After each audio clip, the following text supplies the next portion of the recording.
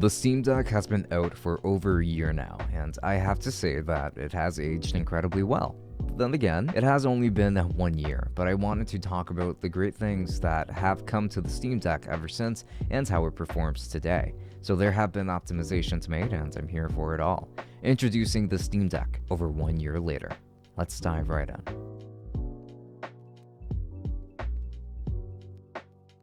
The exterior design is still very good for what you're paying for. This is a plastic exterior, though with a matte texture to keep fingerprints away. This is a very welcome addition, as even with a year's worth of use, I don't see my sweat marks anywhere on this machine. I did also get a deburn skin for it, so I am sure that contributes to why it has remained so clean after so long. Now with that said, this device is massive, yet very ergonomic for its size. It's super easy to hold and comfortable to use. I have a great experience with it. However, I found that this isn't my ideal in-bed device because to me it's just too big, which by proxy also doesn't make it so portable to me. But to many, this is their go-to portable device, and I can't really discount that. Now on the front, you're going to find the face buttons. On the top, you're going to find your triggers, which are analog, volume controls, a headphone jack, an exhaust vent, a USB-C port, and a sleep-wake button. On the bottom, you're going to find a micro SD card slot, and in this case, I actually have a 1TB micro SD card installed. On the back, you're going to find 4 remappable buttons, which I never used, even to this day, because I just don't really need them personally. You'll also find another exhaust vent. The buttons on this device feel really solid, and they are very easy to reach. The D-pad in particular feels really good to use, and I have only grown to appreciate it with time. But most importantly, the thumbsticks are just really nice here too, even if some native Hall sensing sticks would have been nicer to have around. I know that there are mods available for it, but that should have been a stock inclusion. The trackpads on the front offer haptic feedback that feels great, and they feel very precise to use. They're great for a ton of different games, especially first-person shooters, but overall, I've grown to like the design of the Steam Deck a lot in comparison to last year, even if I do prefer other alternatives due to the size of this device. Again, I will continue to advocate for Steam Deck Mini. This device features a 7-inch 1280 by 800 IPS display that looks alright. It hasn't aged as well in my opinion because the colors do look more dull to me, especially after spending so much time playing on the OLED panel featured by the AYANEO Air Pro. But that doesn't make it a bad screen by any means, and actually, considering the price of the Steam Deck, this is a compromise that I'm totally fine with. I likely won't have to play any games at higher than 800p on a handheld, and for that, the colors still are not really that bad. This display is totally fine, and I can't really complain about it too much. I think it's a fine compromise again to be made for the price. The speakers, however, have aged really well. They still get pretty loud to my liking, and they just sound pretty good when it comes to any game I play on this machine. Honestly, these are probably the best speakers on any handheld right now. Have a listen.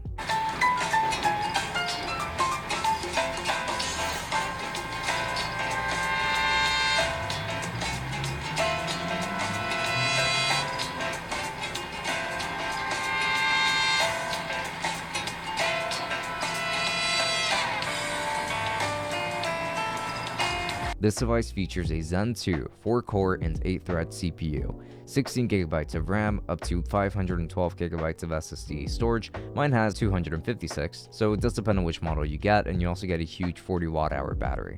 The specs on this are quite nice, and this device is still more powerful than a good chunk of the competition, even at higher prices. But obviously when you pass $1,000, you will get considerably more powerful devices instead, which there is an argument to be made for then as well. So this device is running on SteamOS, essentially, which is backed by Linux, so you can access both interfaces whenever you'd like. Obviously, I prefer to stick on the Steam interface because it's just much more controller friendly, but the option is there, and it is something that you will have to access if you want to download emulators, so keep that in mind. But the interface still works really well to this day, and it does receive frequent enough updates. Also, the game support has expanded greatly since the release of this device, so a lot more games are now officially compatible with this device, which is awesome. But speaking of games, obviously something like Hollow Knight will run really well on a device like this, with quite literally zero issues to speak of. But I still wanted to show off how good of an indie machine the Steam Deck can be, which is why I decided to include this section. But obviously the hardware will have you covered here, as most indie games are not very demanding, but the Steam Deck is still capable of quite a lot here. We will explore that with more game tests coming up in just a bit, but with simpler games, you get really good performance with games like this. Now let's get into native performance with Final Fantasy XIII. So this is not being emulated. The game runs beautifully on Steam, and considering that it is an older title and it's certainly not so demanding, this game is fairly easy for the Steam Deck to handle, but sometimes when I first launch the game, there are going to be some stuttering moments until the game settles in. But I can comfortably enter battle even with the boss in a more intense scenario and still come out with very smooth performance. Many games from this era will run very well, and even a game like Final Fantasy XV, which is much more demanding, runs quite well on the Steam Deck. So that should go some way to explaining just how powerful the Steam Deck really is. So if you wanted to play games from the PlayStation 3 era, and even PlayStation 4 era, then you're definitely covered for the vast majority of games. And speaking of much more recent games, Final Fantasy VII Remake runs quite nicely on the Steam Deck, even if it isn't perfect. There are going to be some hard moments of stuttering in this game at times, even at low settings, but these are mostly when it needs to load more parts of the world, but it has happened so quite a few times during battle, and you should see that in the B-roll here. So with games like Elden Ring, I've actually noticed better overall performance, which is quite nice to see, and a lot of games like these are surprisingly playable on this device. So I would absolutely get this device for modern AAA gaming because it is a really powerful machine for the price. Now let's just quickly talk about emulation, and for this video I will only be testing out PlayStation 3 emulation through the RCPS3 emulator. I already made a separate video on emulation where I talk about emulating a bunch of different systems. You should really check that video out if you're into emulation. Now the video will be in the description or perhaps a card above, but with that said, performance won't be perfect in something like Demon's Souls, but it is still pretty solid as it is. I can enjoy playing Demon's Souls with relative comfort on this device, and if it runs PlayStation 3 like this, then you can expect other emulators for the Wii, GameCube, PlayStation 2, 3DS, etc. to just run really well on this machine. So battery life, in my opinion, has aged more poorly. You can expect about 4 hours of battery life for the most part on average, but it does depend on the game. I've gotten as little as 3 hours from playing a AAA game like Final Fantasy VII Remake or Elden Ring, so keep that in mind. So in conclusion, a year later, there are other competitors coming to the market, such as one coming from Asus or Asus, depending on your persuasion, pretty soon. But that device is definitely going to be considerably more expensive than the Steam Deck, as it features even stronger hardware, a nicer screen, RGB lights, and more. So a lot of the competition is considerably more expensive than this device, and not all of them will necessarily be more powerful. Look at the Aya Air Pro, for example. I think that it will take some time before we start seeing some price competitive alternatives, and as of now, the Steam Deck is the best budget option.